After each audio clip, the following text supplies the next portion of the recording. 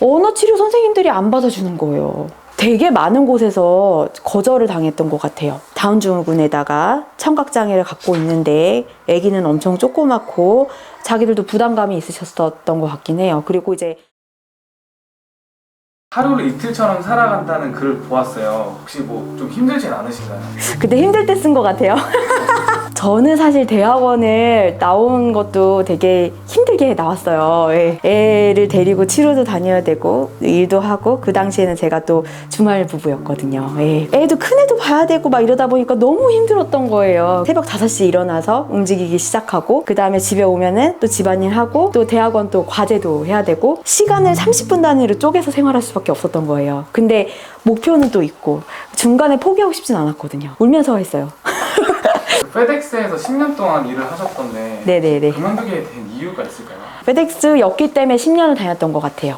두 아이를 케어하면서 대학원을 다니면서 거의 주중에 하루는 저 아이를 데리고 세브란스 치료를 다 돌면서 그게 가능했던 게 페덱스였어요. 8시 출근해서 5시 퇴근하는 걸로 해서 6시 반부터 시작하는 대학원에 가서 공부를 했죠. 거기는 내부 직원들이 굉장히 좋았어요. 그래서 배려도 많이 해줬고 그렇기 때문에 제가 끝까지 놓지 않고 싶은 회사 중에 하나였어요. 그런데 이제 둘째한테 신경 쓰다 보니까 이제 큰아이가 힘들어 보이는 게 이제 눈에 보이는 거죠. 그리고 제가 놓치는 것들이 많이 있더라고요. 그래서 결단을 내린 거죠. 어차피 언어치료를 석사를 해서 언어치료사로 할 건데 그 회사를 다녀야 될 필요가 있는가. 그리고 예빈이에 대한 치료가 몇 년 이후에 끝나는 게 아니잖아요. 조금 더 이제 가정에 좀 충실하고 싶어서 고민을 정말 많이 하다가 그만뒀죠.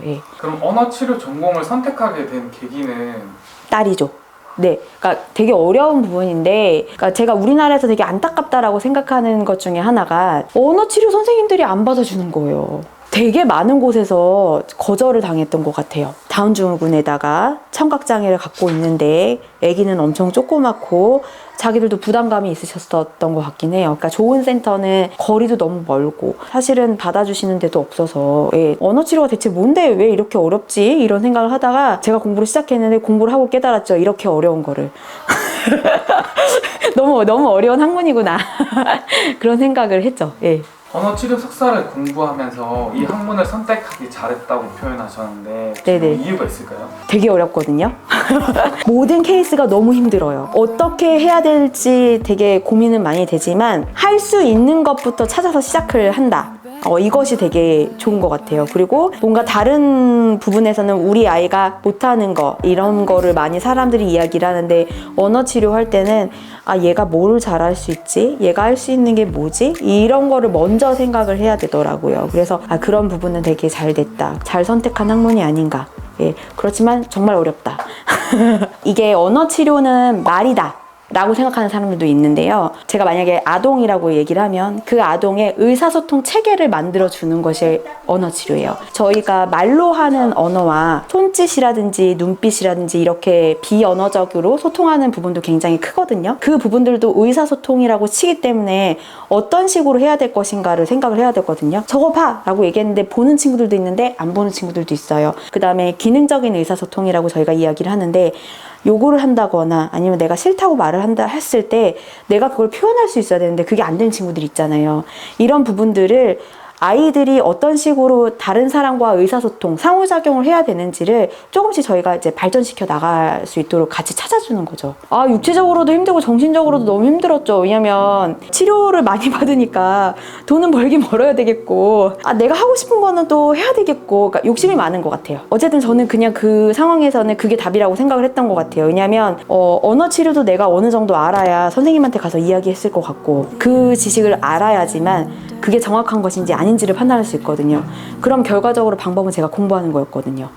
그때 인공하고 같이 수술 같은 날 한 친구가 있었거든요.